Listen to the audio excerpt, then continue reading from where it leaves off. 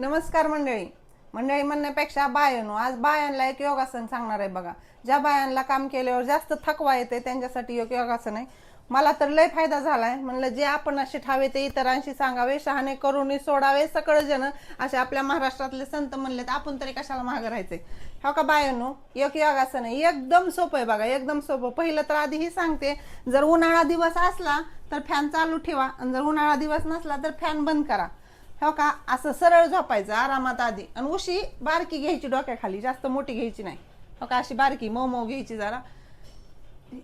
आता डोक्यावरला पदर मी व्हिडिओ काढायचा आहे म्हणून डोक्यावर ठेवलाय, तुम्ही खाली बी काढू शकता. आणि हो का, असं आरामात झोपायचं,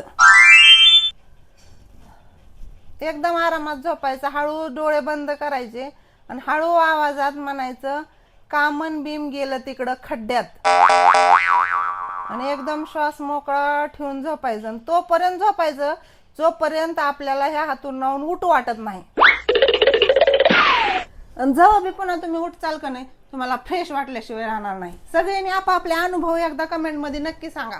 मला तर लय फरक पडते बघा. जेव्हा बी मला थकवा येते, जेव्हा बी मला कंटाळा येते, तेव्हा मी ही योगासन निदान 4-5 घंटे तरी करीत असते बघा.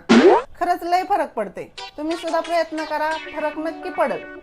धन्यवाद.